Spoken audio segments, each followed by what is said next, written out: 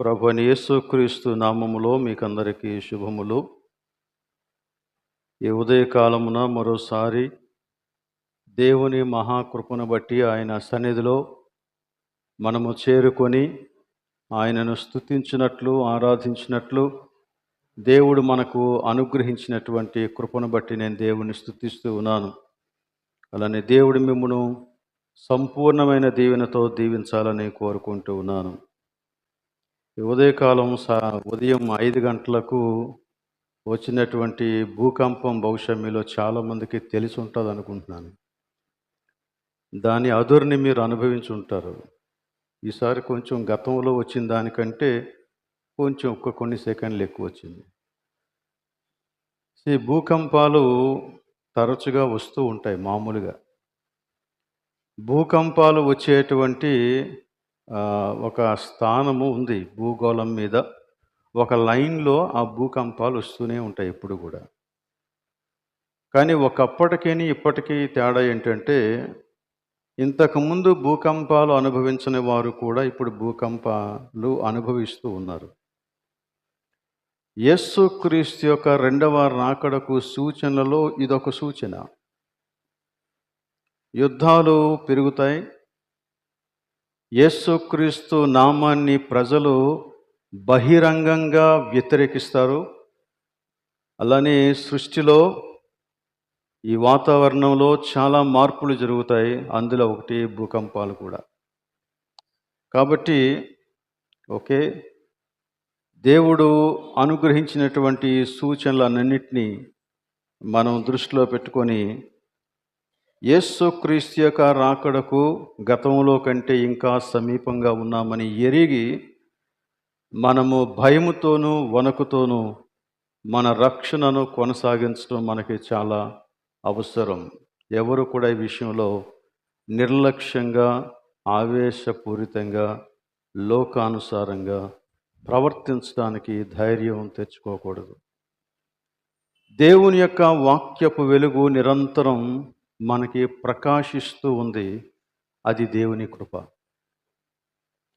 దేవుని వాక్యపు వెలుగు నిరంతరం ప్రకాశించుట దేవుని కృప. అందులో ఆ వెలుగులో దేవుని వాక్యానికి విధేయత చూపించి నడుచుకునుట, కృపను సద్వినియోగం చేసుకునుట.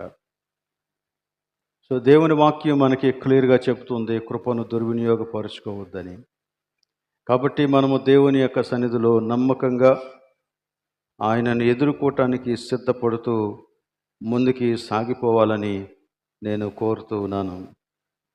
మన క్రైస్తవ జీవిత యాత్రలో క్రైస్తవ కుటుంబం యొక్క ప్రాధాన్యత ఎంతో, దేవుడు దానికిచ్చినటువంటి ప్రాముఖ్యత ఎంతో, ఆ విషయాన్ని దేవుని యొక్క వాక్యంలో నుండి మనం గత కొన్ని వారాలుగా నేర్చుకుంటూ వస్తూ ఉన్నాం.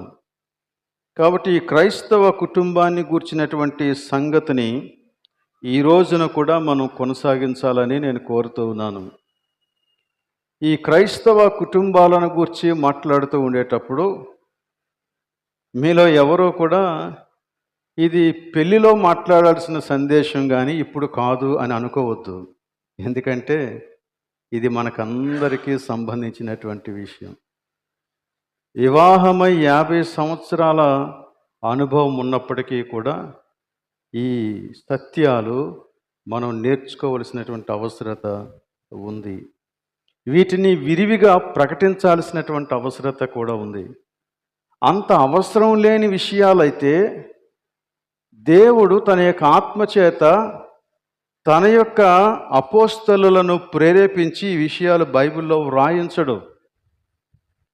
ఏ పెళ్ళికి వెళ్ళాడని అపోస్తలైన పౌలు భార్యాభర్తల గురించి మాట్లాడాడు? కాదే. దేవుని యొక్క వాక్యము చేత ఆయన ప్రేరేపించబడిన వాడై, దేవుని యొక్క పరిశుద్ధాత్మ ప్రేరణకు లోబడినటువంటి వాడై ఈ విషయాలన్నీ కూడా క్రైస్తవ సంఘానికి తెలియజేశాడు. కాబట్టి ఇవి వివాహ సందర్భంలో మాత్రమే మాట్లాడాల్సినటువంటి విషయాలు కావు. మనం నిరంతరము వీటిని నేర్చుకోవాల్సినటువంటి విషయాలని మనం గుర్తుపెట్టుకోవాలి. రెండవ విషయం, క్రైస్తవ కుటుంబం చాలా మూలమైనటువంటి విషయం. కుటుంబము బాగుంటేనే సంఘం బాగుంటుంది. మన కుటుంబాలు బాగోకపోతే సంఘాలు బాగోవు. కుటుంబాలలో అస్తవ్యస్తమైన పరిస్థితులు ఉంటే సంఘములో కూడా అదే రకమైనటువంటి పరిస్థితులు ఉంటాయి. కుటుంబములో దేవుడిచ్చినటువంటి క్రమాన్ని పాటించకపోతే సంఘములో కూడా దేవుడిచ్చినటువంటి క్రమాన్ని మనం పాటించం.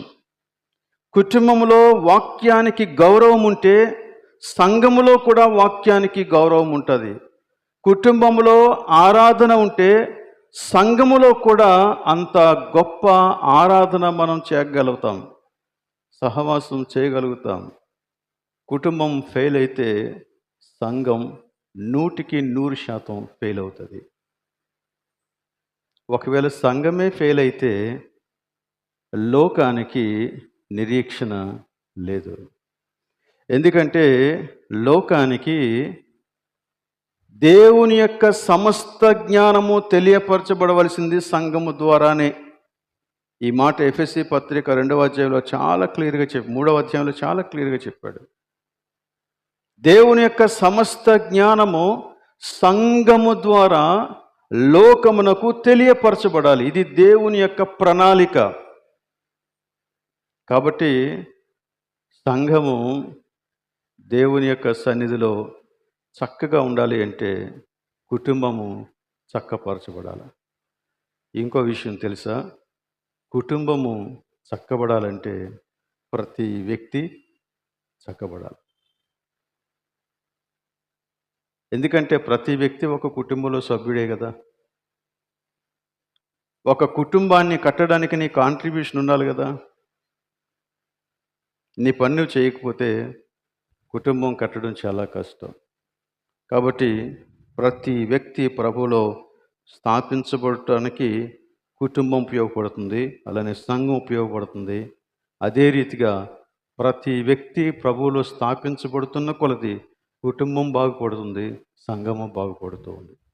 ఇవన్నీ కూడా రెసిప్రోకల్, ఒకదానికి ఒకటి సంబంధం కలిగి ఉన్నటువంటి విషయాలు. కాబట్టి వీటిని మనం నేర్చుకోవాల్సినటువంటి అవసరత ఎంతైనా ఉంది.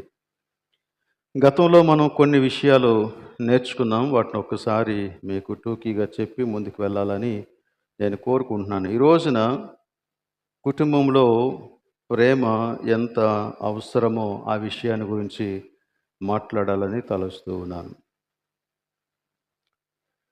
దేవుడు మనిషిని రూపించినప్పుడు ఒక ప్రత్యేకమైన రీతిలో రూపించాడు. దేవుని సృష్టిలో మానవుని కంటే ఉత్తమమైన జీవి ఇంకోటి లేదు. అంత ప్రత్యేకమైనటువంటి వాడు. మానవుణ్ణి దేవుడు అంత ప్రత్యేకమైన వ్యక్తిగా ఎందుకు తయారు చేశాడు అని అడిగితే, దేవునితో సహవాసం చేయటానికి. దేవునితో సహవాసం చేయటానికి దేవుడు మనిషిని తన స్వరూపంలో చేసుకున్నాడు. ఒక ఉత్తమమైనటువంటి వ్యక్తిత్వాన్ని మనిషికి ఇచ్చాడు. ఈ ప్రత్యేకత కేవలం సృష్టి యావత్తులో మనిషికి మాత్రమే ఉంది. కానీ మన మొదటి తల్లిదండ్రులు ఆదాము అవ్వలు దేవుని యొక్క మాటను మీరి తప్పుడు నిర్ణయాలు చేశారు. పాపం చేసి దేవునికి దూరం అయిపోయారు.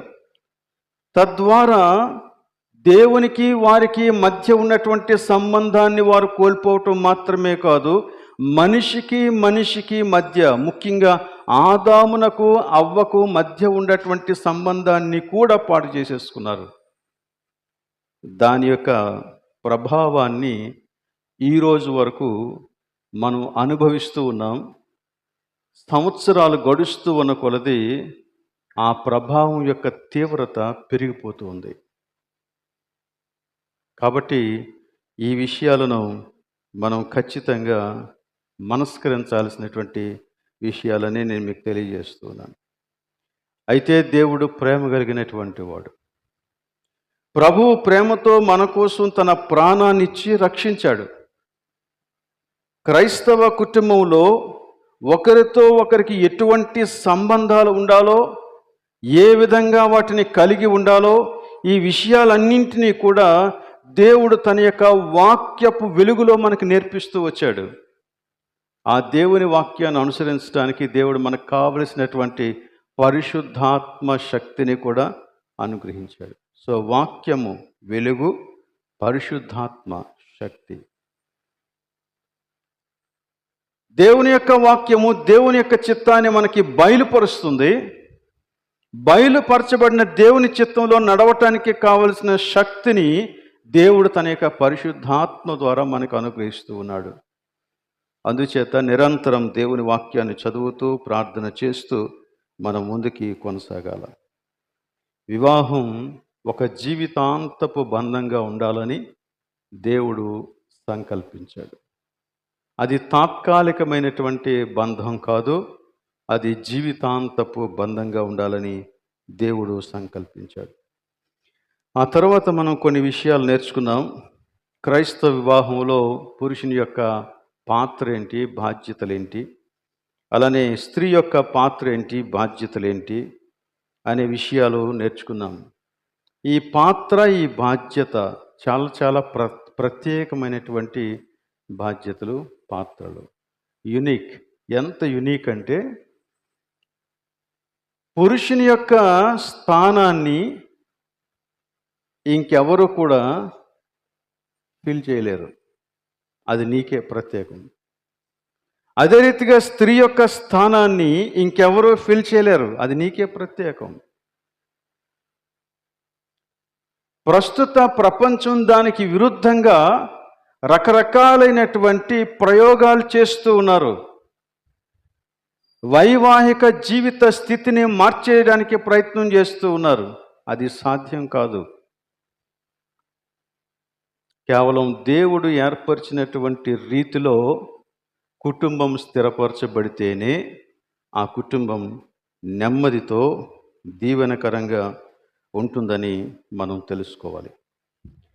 ఆ తర్వాత వారి మధ్య ఒక మంచి సంభాషణ జరగాలని గత వారంలో మనం నేర్చుకున్నాం. ఒక మంచి సంభాషణ జరగాలి.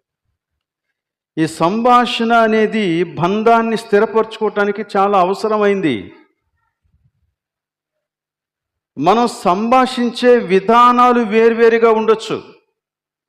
వాటన్నిటిని గురించి గతంలో మనం చెప్పుకున్నాం కాబట్టి నేను మళ్ళీ రిపీట్ చేయను. ఒకవేళ మీకు కావాలనుకుంటే మరలా యూట్యూబ్లో ఒకసారి వింటే మీకు గుర్తొస్తాయి. రకరకాలైనటువంటి రీతులుగా మనం కమ్యూనికేట్ చేస్తాం. మనలోని విషయాలన్నీ మనం తెలియజేస్తూ ఉంటాం. ఆ విధమైనటువంటి సంభాషణ జరిగినప్పుడు, ఆ మంచి సంభాషణ జరిగినప్పుడు బంధాలు స్థిరపరచబడతాయి. సూటిపోటి మాటల వలన మంచి జరగదు. సరికదా సంబంధం వీగిపోతుంది, బంధాలు తెగిపోతాయి. కొన్నిసార్లు ఒకే ఇంటిలో ఇద్దరు ఉంటారు, కానీ ఒకరితో ఒకరికి సంబంధం లేకుండానే గడిపేస్తూ ఉంటారు. వారిని కలిపి ఉంచింది ఏంటి అంటే ఒక రూఫ్ అంతే. ఒక ఇల్లు, ఒక భవనం. అంతకు మించి వారి మధ్య ఎటువంటి సంబంధం ఉండదు, ఎటువంటి కమ్యూనికేషన్ ఉండదు. ఎవరి పని వారిదే. కానీ మంచి సంభాషణ మన యొక్క బంధాలని స్థిరపరుస్తుంది. చాలా సంవత్సరాల క్రితం ఒక స్త్రీ ఇంకో స్త్రీతో మాట్లాడుతోంది. ఏంటి మీ ఇంట్లో పరిస్థితి, 63 36 అని అడిగాను. నాకు అర్థం కాలేదు. 63 ఏంటి, 36 ఏంటి. ఆమె నాకు వరుసకు వదిన అవుతుంది కాబట్టి, వదిన ఏంటి 66 ఏంటి, 63 ఏంటి, 36 ఏంటి అని అడిగాను. మీలో ఎవరికైనా తెలుసా, ఐడియా ఉందా? 63 అంట 6 లోపలికి వంగుతుందంట, 3 కూడా లోపలికి వంగుతుంది. సో ఇద్దరు మంచి సంబంధంలో ఉన్నట్లు లెక్క. అదే 36 అయితే 3 బయటకు వంగుతుంది, 6 కూడా బయటికే వంగుతుంది. అంటే వారిద్దరూ ఎడమొఖం పెడమొఖంతో ఉన్నారని లెక్క. మీ సంబంధం ఏంటి? 63 36 ఓకే. ఆలోచించండి. మనం చక్కని మాటలు, చక్కని సంభాషణ చేయగలిగితే మన పిల్లలకు మంచి వ్యక్తిత్వాన్ని మనం అందించిన వాళ్ళం అవుతాం. వారి భవిష్యత్తు చాలా బాగుంటుంది. మన సంభాషణ బాగుంటే మనల్ని నిందించే వ్యక్తికి నెమ్మదిని కలుగు చేస్తాం. ఆ నిందించే వ్యక్తి నీ జీవిత భాగస్వామి కూడా కావచ్చు. మంచి సంభాషణ తుఫాన్లను ఆపేస్తుంది.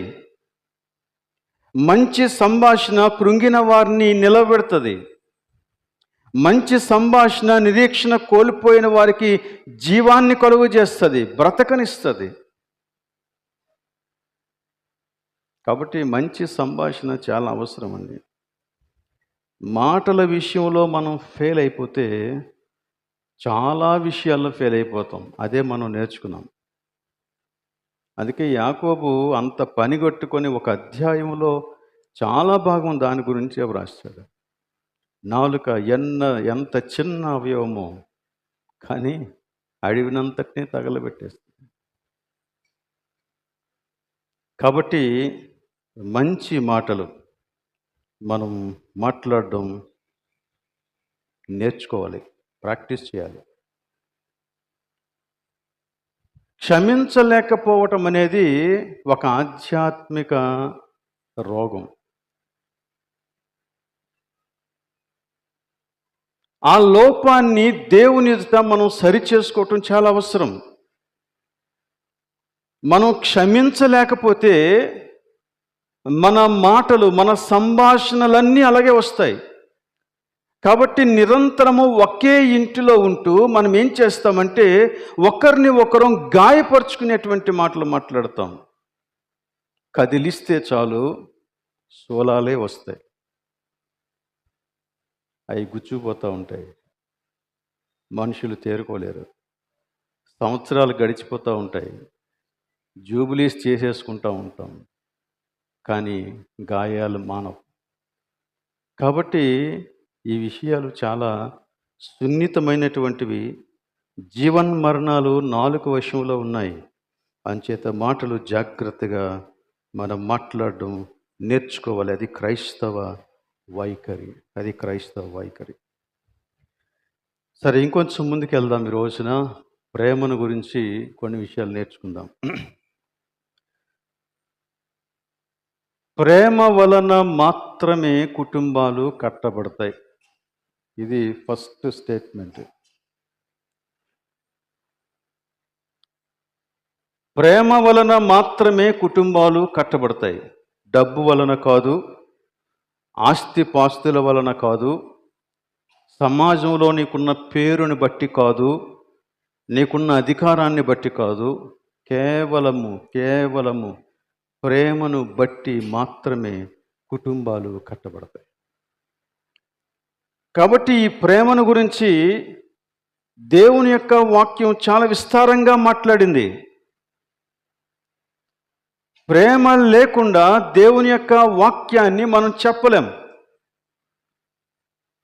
అంత విస్తారంగా దేవుని యొక్క వాక్యంలో ప్రేమను గురించి వ్రాయబడింది. ప్రేమ అనేటువంటి 2 అక్షరాల పదాన్ని మనం చాలా విరివిగా వాడతాం. మామూలుగా లోకంలో అందరూ వాడుతూ ఉంటారు. కానీ ఎక్కువ సార్లు ఈ పదం దుర్వినియోగం చేయబడుతుంది. చాలాసార్లు స్వార్థం కోసం వాడతాం ప్రేమ అనే మాట.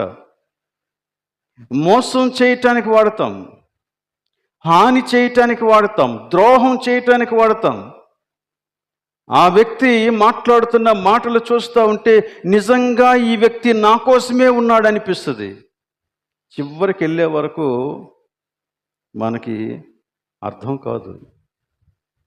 ప్రేమ అనే ఈ మాటని చాలా వక్రీకరించి వాడుకుంటూ ఉంటాం. ప్రేమ అనే ఈ మాటని ఇలా వాడుకోవటం వలన చాలామంది అపార్థం చేసుకుంటున్నారు. కొన్నిసార్లు ఈ ప్రేమ ఎలా ఉంటుందంటే, కొంతమంది మనుషులను ప్రేమించినట్లుగా వస్తువులను కూడా ప్రేమిస్తూ ఉంటాడు. ఇన్ ద సేమ్ వే మనుష్యుల పట్ల కూడా వ్యవహరిస్తున్నారు చాలామంది. నిన్ను ప్రేమిస్తూ ఉన్నామని అంటాం, కానీ ఆ వ్యక్తి యొక్క అంతాన్ని చూసేస్తాం మనం. కనుక ప్రేమ అనేది దుర్వినియోగపరచబడవలసినటువంటి విషయం కాదు. ప్రేమ, నిజమైనటువంటి ప్రేమ అంతరించిపోదు. అంతరించిపోయేది ప్రేమ కాదు. నిజమైనటువంటి ప్రేమ అంతరించిపోదు. ఒకవేళ ప్రేమ అంతరించిపోతూ ఉన్నట్లుగా నీకు కనపడితే అది ప్రేమ కాదు. అది దుర్వినియోగపరచబడినటువంటి ప్రేమ అనిపించేటువంటి ఒక భ్రమ. ప్రేమ అంతం కాకపోతే మరెందుకు చాలా ప్రేమగా ఉండేవారు కొంతకాలం తర్వాత బద్ధ శత్రువుల్లాగా మారిపోతారు? ప్రేమించి పెళ్లి చేసుకున్న వారు కొన్ని సంవత్సరాల తర్వాత కోర్టులకి ఎందుకు వస్తారు? విడాకులు కావాలని. వారి ప్రేమ నిజం కాదా? చాలా ఆలోచించాల్సినటువంటి విషయమే. ఈ లోకంలో అంతరించిపోయే ప్రేమలు చాలా ఉన్నాయి. అవి నిజానికి ప్రేమ రూపాన్ని ధరించుకున్నవే కానీ నిజమైనటువంటి ప్రేమ కావు. అవన్నీ కేవలం ఒక భావోద్రేకానికి లేక భావోద్వేగానికి సంబంధించిన విషయాలే.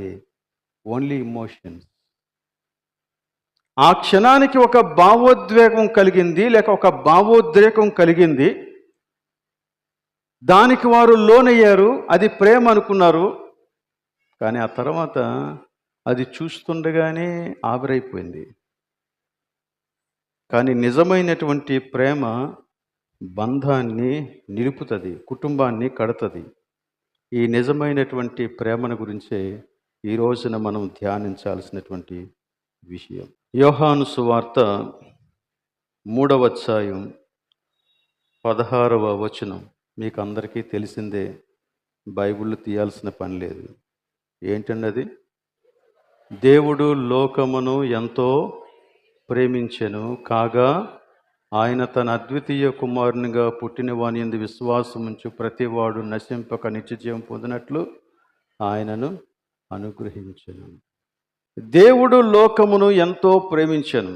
దేవుడు ప్రేమ కలిగిన వాడు. అసలు ప్రేమకు మూలం దేవుడు.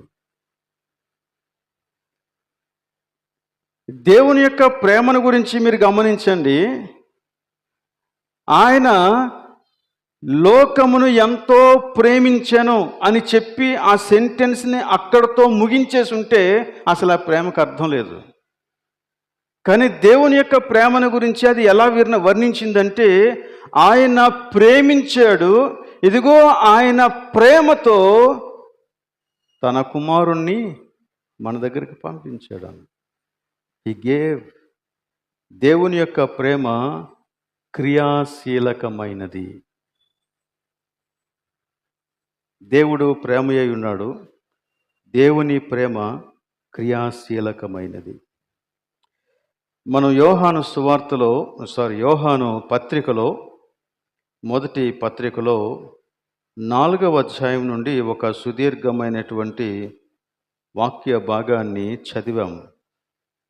అందులో ఉన్నటువంటి విషయాలు ఒక్కసారి మీరు గమనించండి, మీకు చాలా విషయాలు అర్థమవుతాయి. 7వ వచనం నుంచి 21వ వచనం వరకు నేను మరలా చదువుతాను.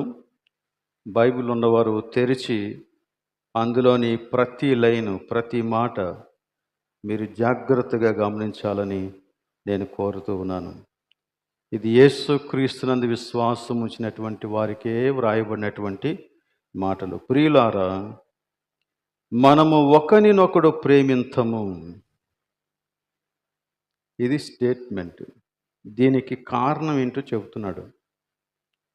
ఏలయనగా ప్రేమ దేవుని మూలముగా కలుగుచున్నది, ప్రేమించు ప్రతివాడును దేవుని మూలముగా పుట్టినవాడై దేవుని ఎరుగును.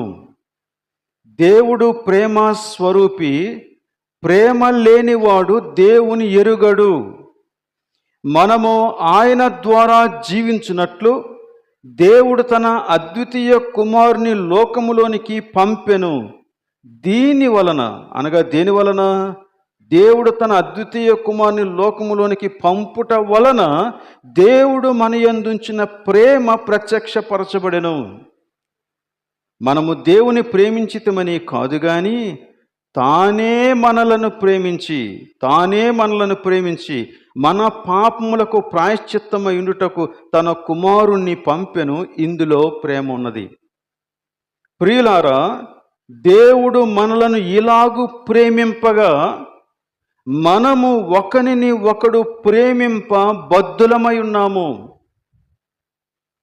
ఏ మానవుడును దేవుని ఎప్పుడునూ చూచి ఉండలేదు. మనము ఒకనిని ఒకడు ప్రేమించిన యెడల దేవుడు మన యందు నిలిచియుండును, ఆయన ప్రేమ మన యందు సంపూర్ణమగును. మనము దేవుణ్ణి చూడలేదు కానీ దేవుడు నువ్వు చూపించేటువంటి ప్రేమ ద్వారా ఇతరులకి అర్థమవుతాడు, ప్రత్యక్షమవుతాడు. ఇంకా చదువుదాం 13. దీని వలన మనం ఆయన యందు నిలిచి ఉన్నామనియు ఆయన మన యందు ఉన్నాడనియు తెలుసుకొనుచున్నాము. ఏలయనగా ఆయన మనకు తన ఆత్మలో పాలు దయచేసి ఉన్నాడు. మరియు తండ్రి తన కుమారుని లోకరక్షకుడుగా ఉండుటకు పంపియుండుట మేము చూచి సాక్ష్యమిచ్చుచున్నాము. యేసు దేవుని కుమారుడని ఎవడు ఒప్పుకొనునో వానిలో దేవుడు నిలిచి ఉన్నాడు, వాడు దేవుని యందున్నాడు. మన ఎడల దేవునికి ఉన్న ప్రేమను మనం ఎరిగిన వారమై దాని నమ్ముకొని ఉన్నాము. దేవుడు ప్రేమస్వరూపి అయి ఉన్నాడు. ప్రేమ యందు నిలిచి ఉండువాడు దేవుని యందు నిలిచి ఉన్నాడు, దేవుడు వాని యందు నిలిచి ఉన్నాడు. తీర్పు దినమందు మనకు ధైర్యం కలుగునట్లు దీని వలన ప్రేమ మనలో పరిపూర్ణము చేయబడి ఉన్నది. ఏలయనగా ఆయన ఎట్టివాడై ఉన్నాడో మనము కూడా ఈ లోకములో అట్టివారమై ఉన్నాము. ఆయన ప్రేమ గలవాడై ఉన్నాడు, మనము కూడా లోకములో ప్రేమ గలవారమై ఉండాలి. అదే అందులో నా అర్థం. ప్రేమలో భయం ఉండదు, అంతేకాదు పరిపూర్ణమైన ప్రేమ భయమును వెళ్ళగొట్టును. భయము దండనతో కూడినది. భయపడువాడు ప్రేమయందు పరిపూర్ణము చేయబడినవాడు కాడు. ఆయనే మొదట మనలను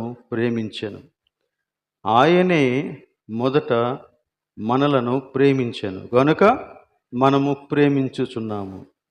ఎవడైనను నేను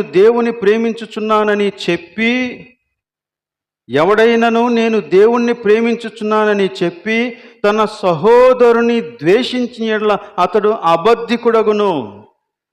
తాను చూచిన సహోదరుని ప్రేమింపనేవాడు తాను చూడని దేవుని ప్రేమింపలేడు. దేవుని ప్రేమించువాడు తన సహోదరుని కూడా ప్రేమింపవలెను అను ఆజ్ఞను మనం ఆయన వలన పొంది ఉన్నాము. ఈ మాటలు ఎక్కడ తీసేయటానికి లేదు. ఈ మాటలు ప్రతి మాట మనం గనక అర్థం చేసుకుంటే ఆ ప్రేమ యొక్క లోతు మనకి అర్థమవుతుంది.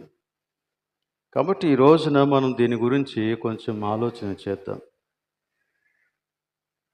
ఈ వచనాలన్నింటి ద్వారా మనకు అర్థమైనటువంటి సంగతులు ఏంటంటే, ఒకటి, ప్రేమకు మూలం దేవుడు. ప్రేమ మనిషి యొక్క హృదయంలో పుట్టేటువంటి ఒక భావం కాదు, అది దేవుని దగ్గర నుండి వచ్చేటువంటి ప్రేమ. అది దేవుని దగ్గర నుండి వచ్చేటువంటి ఒక సుగుణం. దేవుని దగ్గర నుండి మనుష్యులోనికి ప్రవహించేటువంటి ఒక మంచి లక్షణం, ఒక క్వాలిటీ. కాబట్టి ప్రేమకు మూలం దేవుడు. అయితే ఇక్కడ మనం గమనించాల్సిన విషయం ఏంటంటే, దేవుడు ప్రేమకు మూలం మాత్రమే కాదు, మనిషిని దేవుడు ఎలా సృష్టించాడంటే ప్రేమ కోసం పరితపించేవాడిగా సృష్టించాడు. ప్రేమను పంచి ఇవ్వగలిగేటువంటి స్థితిలో సృష్టించాడు. నీ సృష్టి క్రమమే అలాంటిది. నిన్ను దేవుడు రూపించినప్పుడే అలా రూపించాడు. అందుకనే ప్రతి మనిషి ప్రేమ కోసం తపన పడతాడు. ప్రతి మనిషి ఎవరినో ప్రేమించాలని కోరుకుంటాడు. వివాహాలు ఇప్పటికే అందుకే జరుగుతున్నాయి. ఈ ప్రేమ మనల్ని ఒకరితో ఒకరిని బంధించేలాగానే చేస్తుంది. దేవుని యొక్క సృష్టి అలాంటిది.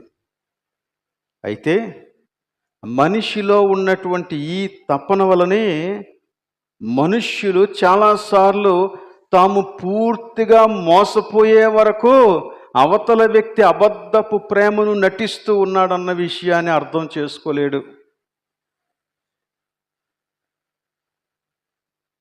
కనుక మనం కొంచెం జాగ్రత్తగా ఉండాలి.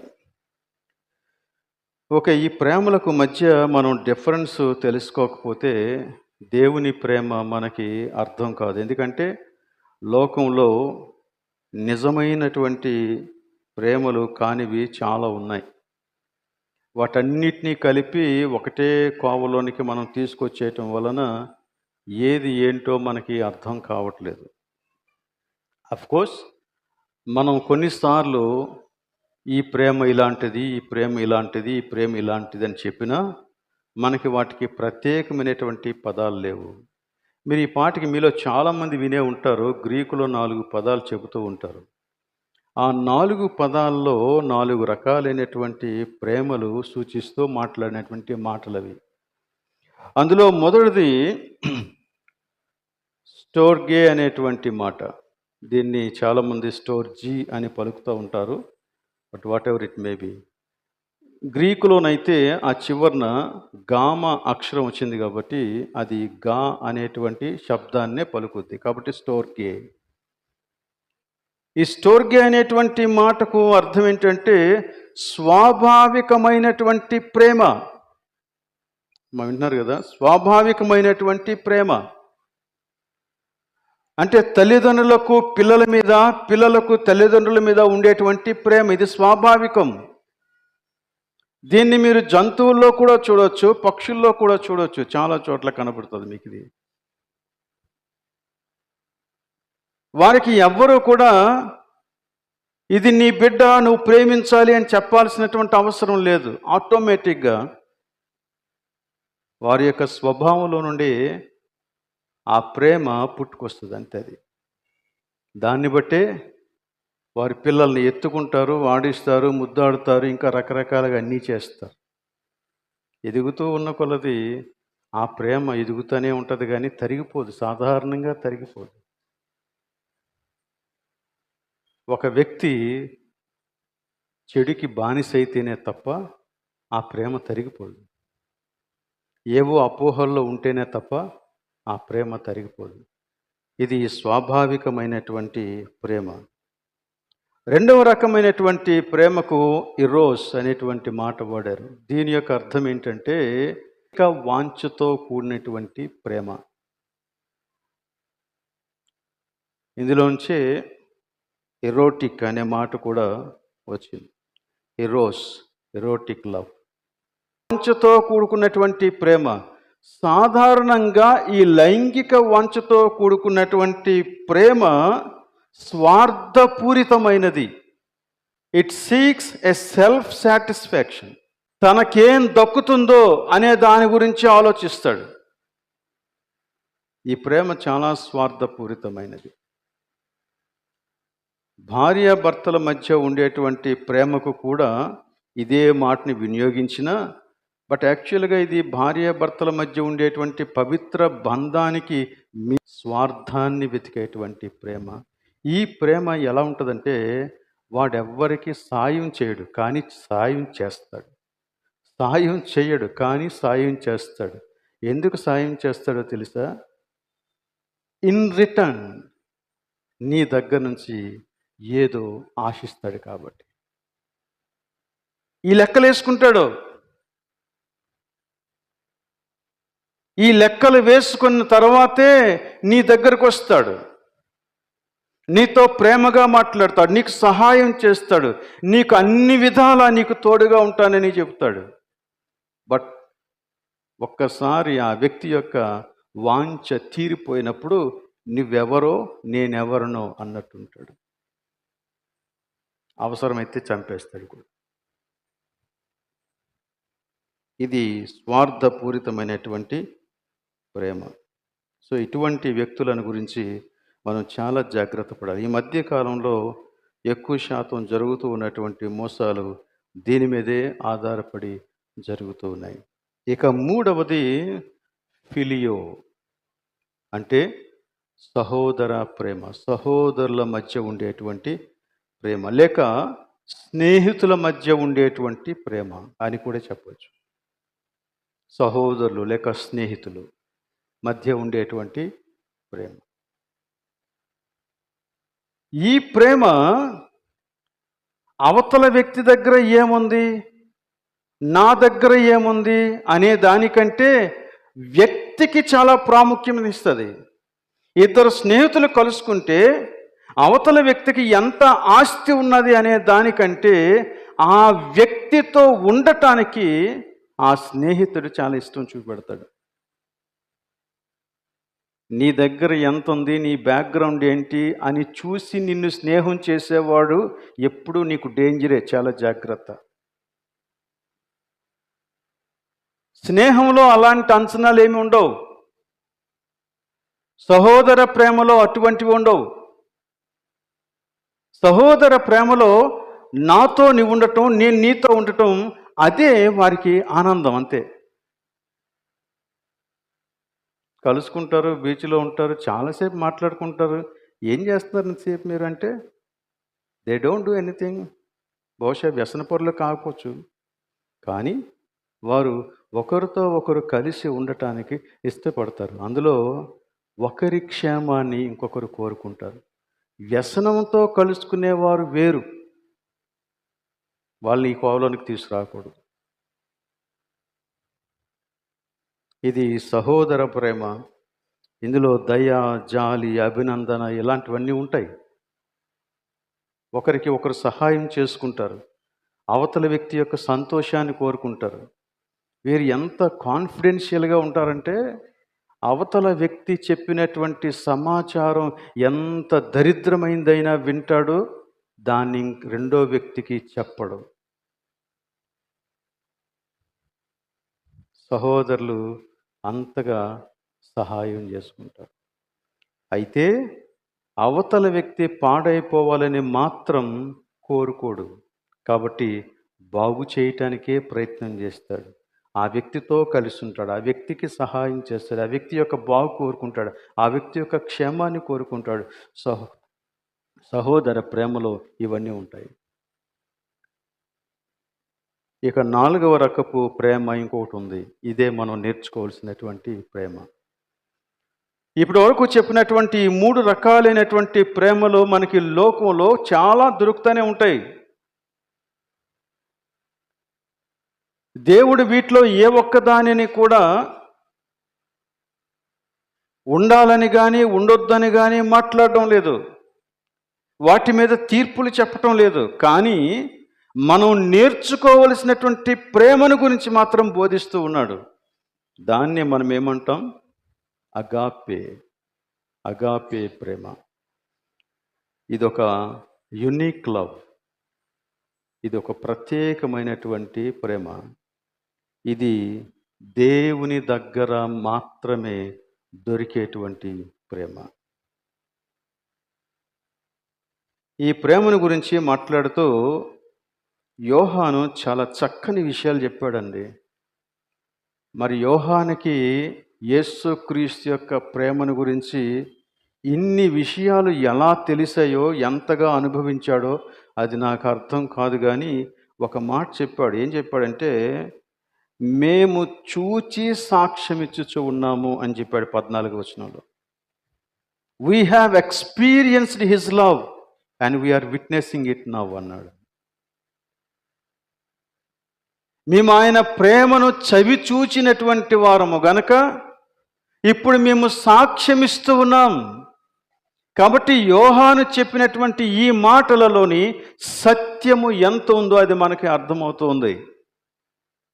సో దేవుని ప్రేమను గురించి ఆయన చెప్పినటువంటి మొదటి విషయం ఏంటంటే, ఆయనే మనలను మొదట ప్రేమించెను. 19వ వచనం, ఆయనే మొదట మనలను ప్రేమించెను. దేవుని ప్రేమ ఇనిషియేట్స్, ఆయనే ప్రారంభిస్తాడు. మొదటి అడుగు ఆయనదే. ఆయన మొదటి అడుగు వేసినప్పుడు అవతల నుండి వచ్చేటువంటి స్పందన మీద ఆధారపడి ఆయన ప్రేమించడం మొదలుపెట్టాడు. ఓకే, ఈ వ్యక్తికి నేను నా ప్రేమను పంచుతాను, అవతల వ్యక్తి తిరిగి నన్ను అలా ప్రేమిస్తాడా ప్రేమించడా అని అంచనా వేయడు. ఈ ప్రేమ అవతల వ్యక్తి యొక్క స్పందన మీద ఆధారపడి ప్రేమించినటువంటి ప్రేమ కాదు. ఈ ప్రేమ దేవుని యొక్క సహజ గుణమైనటువంటి ప్రేమలో నుండి వచ్చినటువంటి ప్రేమ, తత్వంలో నుండి వచ్చినటువంటి ప్రేమ ఇది. మన స్పందన మీద ఆధారపడి దేవుడు మనల్ని ప్రేమించాలి అంటే దేవుడు మనల్ని ఎప్పటికీ ప్రేమించలేడు. ఇది చాలా నిస్వార్థమైంది, షరతులు లేనిది, త్యాగపూరితమైంది. 8వ వచనంలో ప్రేమ లేనివాడు దేవుని ఎరుగడు అని చెప్పినప్పుడు ఏ ప్రేమను గురించి మాట్లాడుతుంది? అగాపే ప్రేమను గురించి మాట్లాడుతుంది.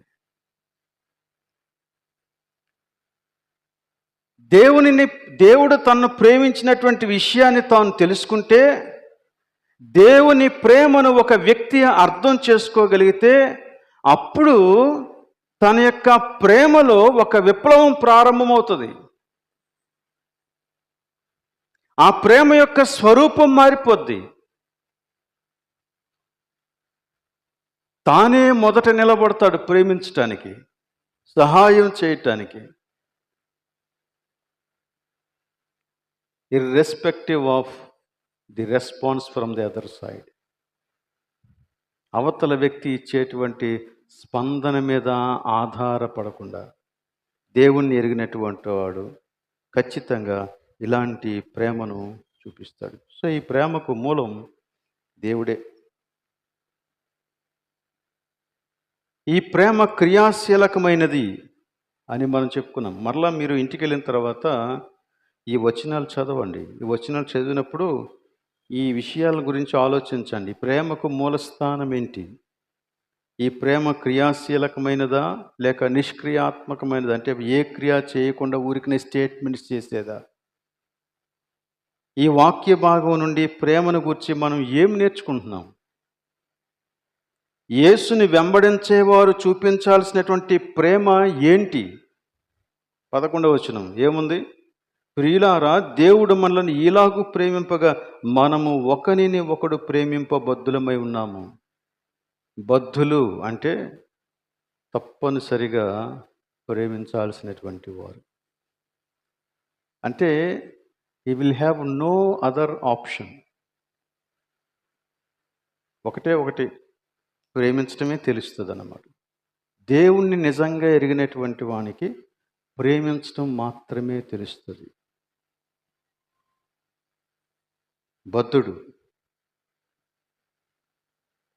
ఈ ప్రేమ నీకు అర్థమైతే ఇప్పుడు ఈ ప్రేమని మన కాంటెక్స్ట్లోనికి తీసుకురావాలి. మన కాంటెక్స్ట్ ఏంటి? క్రైస్తవ కుటుంబం.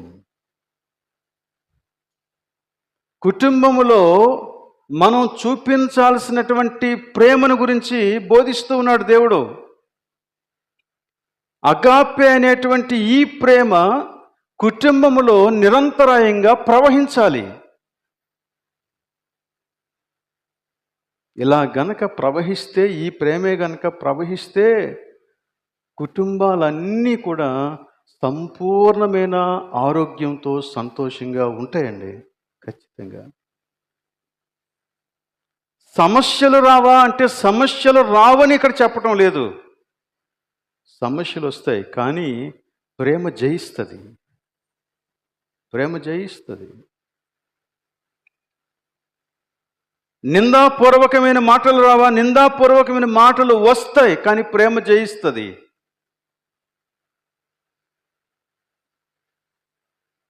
లోటుపాట్లు ఉండవా అంటే ఉంటాయి. కానీ ప్రేమ జయిస్తది. ఇది అగాపే ప్రేమ.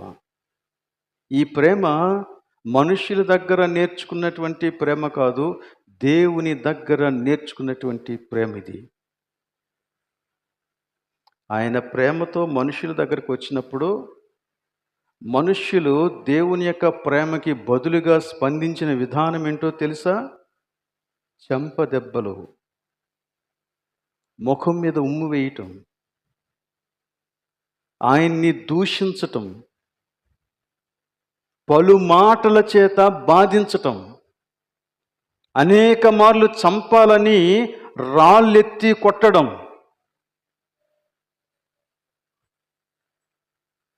సిలువకేసి మేకులేయటం, ముళ్ళ కిరీటం పెట్టి ఆయన బాధపడుతుంటే సంతోషించటం. ఆయన చూపినటువంటి ప్రేమకు బదులుగా యేసుక్రీస్తు పొందుకున్నటువంటి స్పందన ఇది.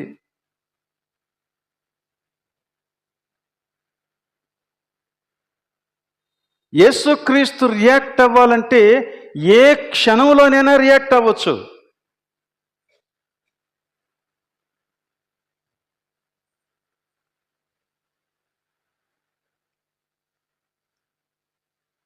పేతురు యేసుక్రీస్తు నా దగ్గర కత్తి ఉంది నరికేస్తానని చెప్పి వెళ్తే యేసుక్రీస్తు ఆ టైంలో కూడా చెప్పింది అదే. పేతురు, కత్తి నీ వరలో పెట్టు. నేనిప్పుడు తండ్రిని వేడుకుంటే నాకు 12 సేనా వ్యూహాల సైన్యం వస్తుంది.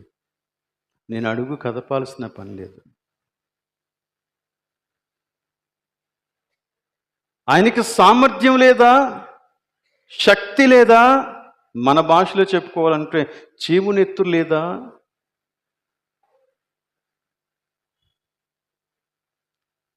ఆయన ఏదైనా చేయగలడు. ఏదైనా చేయగలడు. ఆయన గనక ఏదైనా చేస్తే ఆయన చూపించేటువంటి ప్రేమకు అర్థం లేదు. ఇప్పుడు దేవుడు ఏమంటున్నాడంటే, ఈ ప్రేమ నన్ను వెంబడించేవారు నేర్చుకోవాలి అని చెబుతున్నాడండి. లౌక్యంతో నిండినటువంటి వారు ఈ ప్రేమను అంగీకరించలేరు. ఈ ప్రేమ కేవలం ఒక భావోద్వేగం కాదు, ఇది విధేయతకు సంబంధించిన విషయం. విధేయత. యేసుక్రీస్తు దగ్గర దొరికేటువంటి అగాపే అనేటువంటి ప్రేమను నేర్చుకోవాలంటే అది నీ భావోద్రేకాలతో మనం నేర్చుకోగలిగింది కాదు. పని జరగదు అలాగా. ప్రతి భావోద్రేకాన్ని ఉంచి యేసుక్రీస్తు యొక్క పాదాల దగ్గర ఈ ప్రేమను గురించి నేర్చుకొని విధేయత చూపితేనే తప్ప ఇది రాదు. వాడు సహిస్తాడు.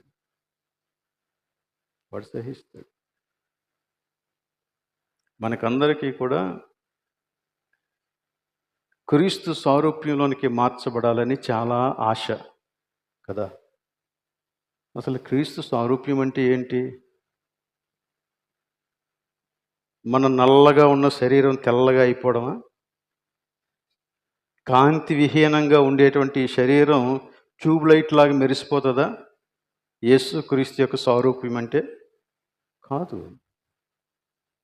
యేసుక్రీస్తు యొక్క సారూప్యంలోనికి మార్చబడాలంటే ఆయన ఉన్నట్టుగానే మనము కూడా ఈ ప్రేమలో ఎదగాలి. అదే చెప్పాడు ఇక్కడ 17వ వచనంలో. 17వ వచనంలో ఏం చెప్పాడు? 2వ పార్ట్. ఏలయనగా ఆయన ఎట్టివాడై ఉన్నాడో మనము కూడా ఈ లోకంలో అట్టివారమై ఉన్నాం. అలాగనే ఉండాలా. ఇది సారూప్యం. ఇది సారూప్యం. ఈ సారూప్యాన్ని వదిలేసి ఏ సారూప్యం కోసం మనం ప్రయత్నం చేస్తాం? ఏ సారూప్యం కోసం ప్రయత్నం చేస్తాం? మహిమదేహం, మహిమదేహం, మహిమదేహం అంటాం. ఏ మహిమదేహం కావాలి నీకు? ఇదే మహిమదేహం. నీ దేహంలో యేసుక్రీస్తు యొక్క వ్యక్తిత్వమే గనక పనిచేస్తే అప్పుడు అది మహిమదేహంగా ఉంటుంది. అఫ్కోర్స్ భౌతికంగా కూడా ఈ శరీరాన్ని మనం వదిలేసి దేవుడు మన కొరకు ఏర్పరిచినటువంటి దేహాన్ని మనం ధరించుకుంటాం. That is different completely. కానీ యేసు క్రీస్తు యొక్క సారూప్యంలోనికి మార్చబడుట అంటే ఇదే. ఆయన గుణగణాలను అలవర్చుకోవటం. అందులో ప్రధానమైనది ప్రేమ. ఈ ప్రేమను గురించి దేవుని వాక్యం చాలా చెప్పింది. మనం ఇందాక రోమా పత్రికలో 13వ అధ్యాయంలో 8 నుంచి 10 వచనాలు చదివాం. ఆ వచనాలన్నీ ఏం మాట్లాడుతున్నాయంటే, నువ్వు ప్రేమిస్తే చాలు ధర్మశాస్త్రం అంతా నువ్వు నెరవేర్చేసినట్టే అన్నాడు. నువ్వు ప్రేమిస్తే చాలు ధర్మశాస్త్రం అంతా నువ్వు నెరవేర్చేసినట్టే. అదొక్కటి వదిలేసి మీరు ఎంతైనా ప్రయత్నం చేయండి, ధర్మశాస్త్రంలో ఒక్క పొల్లు కూడా నెరవేర్చలేవు అన్నాడు. అంతే కదా. ఆ తర్వాత వివరించాడు. వ్యభిచరింపవద్దు, దొంగిలవద్దు, అబద్ధం ఆడవద్దు. ఇవన్నీ ఏంటంటే పొరుగువానికి కీడు చేసే విషయాలు. ప్రేమ కీడు చేయదు.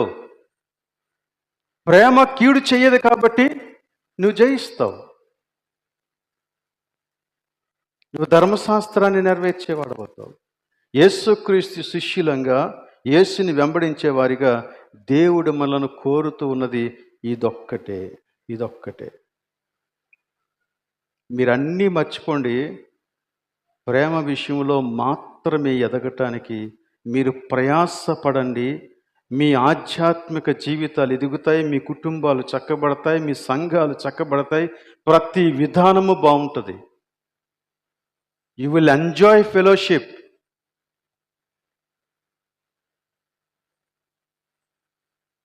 కానీ ఈ రోజున మనం యేసుక్రీస్తుని అంగీకరించినందుకు అంత సంతోషం లేదు.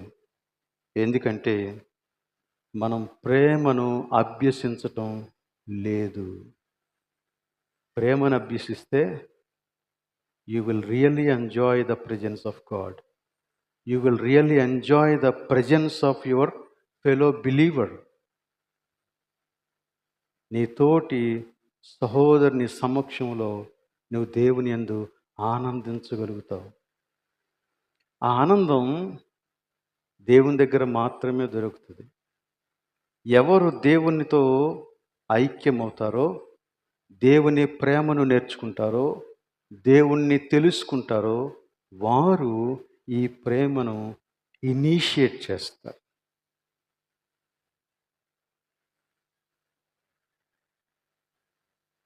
చాలామందికి ఉన్న సమస్య ఏంటంటే, నేను ప్రేమను చూపిస్తాను, కానీ అవతల వ్యక్తి కూడా చూపించాలి కదా. అవతల వ్యక్తి నన్ను హర్ట్ చేసే మాటలు మాట్లాడకూడదు కదా. మరి దేవుడు తానే మొదట ప్రేమించాడు అని చెప్పినప్పుడు, మరి నువ్వు యేసుక్రీస్తు లాంటి వ్యక్తివి కావాలనుకుంటే ఇప్పుడు నువ్వే మొదట ప్రేమించాలి కదా.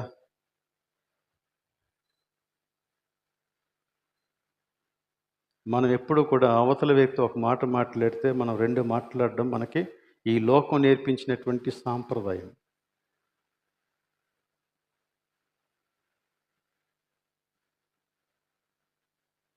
మాటను పడడం లోకం మనకు నేర్పించలేదు. మాట పడం కానీ యేసుక్రీస్తు దగ్గర నేర్పించేది అదే. యేసుక్రీస్తు దగ్గర ఈ బడిలో నువ్వు చేరితే ఈ బడిలో నీకు మొదటి పాఠం, ఆఖరి పాఠం అంతా అదే. ప్రేమ. సిలబస్ ఇదొకటే. యేసుక్రీస్తు బడిలో ప్రేమ. ఈ సబ్జెక్టే మాట్లాడతాం. దీని ద్వారా గొప్ప మేలు జరుగుతుంది. గతంలో మనం కొరింథీ పత్రిక ధ్యానం చేసినప్పుడు ఆ 13వ అధ్యాయంలో ఉన్నటువంటి ప్రేమను గూర్చినటువంటి విషయాలు అప్పుడు మనం ఆలోచన చేశాం. అది మరలా ఇంకొకసారి చూద్దాం. కొరింథీలకు రాసిన మొదటి పత్రిక 13వ అధ్యాయం 4 నుండి 8 వచనాలు. అది ఒక రకంగా చెప్పాలంటే it is a definition of the love of God. దేవుని ప్రేమకు సరైనటువంటి నిర్వచనం ఇదే. అగాపే ప్రేమకు సరైనటువంటి నిర్వచనం ఇదే. ఏంటి ఆ ప్రేమ? 4వ వచనం నుండి నేను చదువుతున్నాను, జాగ్రత్తగా మీరు చూడండి. ప్రేమ దీర్ఘకాలము సహించును. ప్రేమ సహించును అని చెబితే ఒకలా ఉండేది, కానీ ఇక్కడ అలా చెప్పలేదు. ప్రేమ దీర్ఘకాలము సహించును, దయ చూపించును. ప్రేమ మత్సరపడదు. ప్రేమ డంబముగా ప్రవర్తింపదు. ప్రేమ ఉప్పొంగదు. ఈ మాట దగ్గర మనం ఇంగ్లీష్ బైబిల్ని చూస్తే ఆరోగెంట్ అని ఉంది. It is not arrogant. అంటే అది తీవ్రంగా ఉండదు. అంటే ఇతరుల మీదకి దూసుకు వెళ్ళిపోయేటట్టుగా ఉండదు. It's not arrogant. అది ఉప్పొంగదు. అమర్యాదగా నడవదు, మర్యాదగా నడుస్తుంది. స్వప్రయోజనమును విచారించుకొనదు, ఇతరుల ప్రయోజనం కొరకు ఆలోచన చేస్తూ ఉంది. త్వరగా కోపపడదు. అంటే నిమిషంలో భావోద్రేకాలు రేపబడి పీక్లోనికి వెళ్ళిపోవచ్చు కోపం విషయంలో. కానీ త్వరగా కోపపడదు. అంటే అర్థం ఏంటంటే వాడికి కోపం ఉండదు అని కాదు. కోపమున్న విషయం తెలుసుకోకుండా, దాన్ని పూర్తిగా గ్రహించకుండా అదుపు లేని కోపంలోనికి వెళ్ళిపోడు. లేక కోపం యొక్క నియంత్రణలోనికి ఆ వ్యక్తి వెళ్ళిపోడు. కోపాన్ని నియంత్రించుకోగలిగేటువంటి స్థాయిలో నిలబడతాడు. త్వరగా కోపపడడు. అంటే కోపం వచ్చినా ఇంగిత జ్ఞానాన్ని కోల్పోడు. ఇంకా అపకారమును మనస్సులో ఉంచుకొనదు. కొంతమందికి సంవత్సరాలు అయిపోయిన పగలాగా మనసులో ఉంటూనే ఉంటుంది. ఫ్యాక్షనిజం అంటే అది ఎక్కడో రాయలసీమలో ఉంటుంది అనుకుంటాం, కానీ అన్ని చోట్ల ఉన్నది. తరతరాలుగా కొంతమందికి ఉంటుంది. తరతరాలుగా దుర్నీతి విషయమై సంతోషపడక సత్యమునందు సంతోషించును. అన్నిటికీ తాలుకొన్ను, అన్నిటినీ నమ్మును, అన్నిటినీ నిరీక్షించును, అన్నిటినీ ఓర్చును. ఈ విషయాలు ఒక్కొక్కటిగా మనం ఆలోచన చేస్తే, ప్రాక్టికల్గా వీటిని గురించి మనం ఆలోచన చేస్తే మనకి చాలా విషయాలు అర్థమవుతాయి. ప్రేమ శాశ్వత కాలం ఉండును, అది అంతరించిపోదు. ఈ సంగతిని ప్రేమను గురించి ఇక్కడ మాట్లాడాడు. ఈ ప్రేమ లోకంలో మనకు దొరికేటువంటి ప్రేమ కాదు. ఇది యేసుక్రీస్తు దగ్గర మాత్రమే దొరికే ప్రేమ. మీరు ఈ ప్రేమను గురించి లోకానికి వాడు యేసుక్రీస్తుని తెలుసుకోకముందు పరిచయం చేయటానికి ప్రయత్నం చేస్తే వాడు నిన్ను తృణీకరిస్తాడు. ఈవెన్ క్రైస్తవ సమాజంలో ఉన్నప్పటికీ వాడు యేసుక్రీస్తుని వ్యక్తిగతంగా ఎరుగని వ్యక్తి అయితే ఈ ప్రేమను తృణీకరిస్తాడు. ఈ ప్రేమను పట్టుకోలేడు. వాడికి ఇది అర్థం కాదు. ఇంకా చివరి చెప్తున్నాడు 13వ వచనం. కాగా విశ్వాసము, నిరీక్షణ, ప్రేమ, ఈ 3 నిలిచిన వీటిలో శ్రేష్టమైనది ప్రేమయే. ఇప్పుడు మనం 3 ప్రశ్నలు వేసుకోవాలి. నెంబర్ 1, ఇది ఆచరణ సాధ్యమా? పెద్ద ప్రశ్న. ఇది ఆచరణ సాధ్యమా? రెండో ప్రశ్న, ఒకవేళ ఆచరిస్తే ఏమవుతుంది? కూర్చొని ఆలోచించాను ఇంటికి వెళ్ళిన తర్వాత.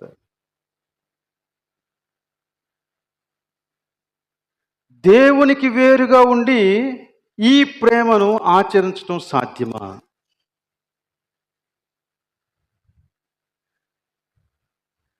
అది ఎప్పటికీ కాదు.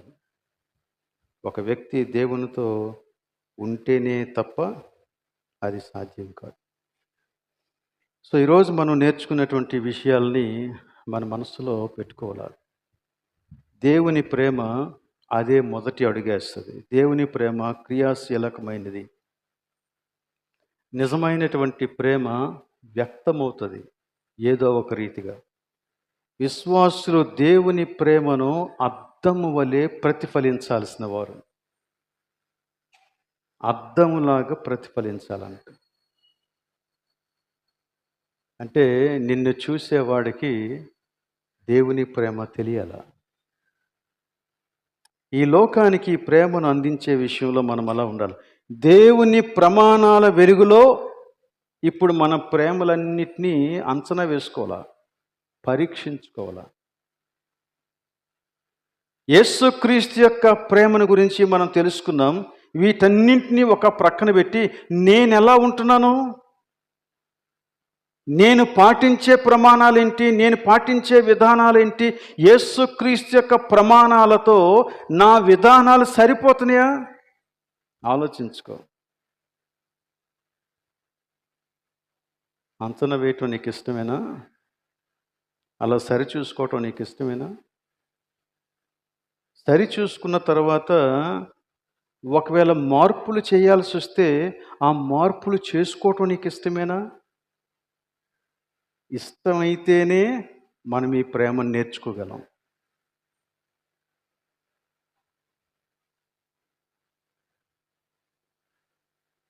నీ జీవిత భాగస్వామి నుంచి నీకు తగినంత స్పందన రావట్లేదు, అప్పుడు కూడా ప్రేమించగలవా?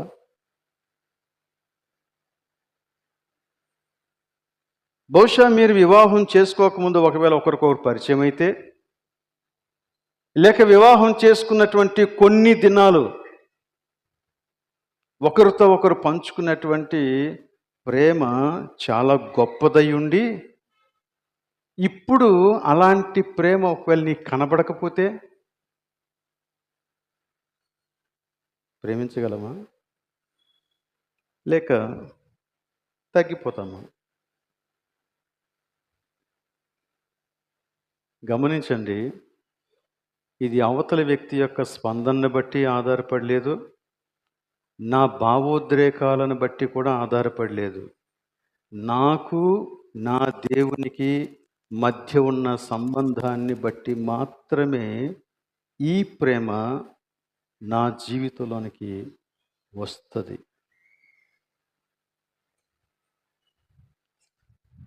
కాబట్టి ఈ ప్రేమను నేర్చుకోవటానికి కావలసింది విధేయత. దేవుని మార్గాన్ని నువ్వు ఎంచుకుంటే, దేవుని మార్గానికి నువ్వు స్వచ్ఛందంగా ఒప్పుకుంటే అప్పుడే ఈ మార్గం, ఈ ప్రేమ నీకు అర్థం అవుతుంది. లేదంటే ఈ ప్రేమని నేర్చుకోవడం చాలా కష్టం, అవ్వదు. ఇక్కడ దేవుడు 2 విధాలుగా చెప్పాడు ఈ ప్రేమను కలిగి ఉండాలని. ఒకటేమో 11వ వచనంలో నువ్వు బద్ధుడవు అన్నాడు. ఆ తర్వాత 21వ వచనం చివరికి వెళ్ళిపోతే ఇది ఆజ్ఞ అన్నాడు. ఆజ్ఞ అంటే అర్థం ఏంటి? నేను లోబడాలి. దేవుడు ఆజ్ఞ వేశాడు, నేను లోబడాలి. దేవుడు ప్రేమించమని ఆజ్ఞ వేశాడు, నేను లోబడాలి. నేను దేవుణ్ణి ప్రేమిస్తే దేవునికి లోబడ్డం నాకు కష్టం కాదు. నేను దేవుణ్ణి ప్రేమించకపోతేనే ఆయనకి లోబడ్డం నాకు కష్టం.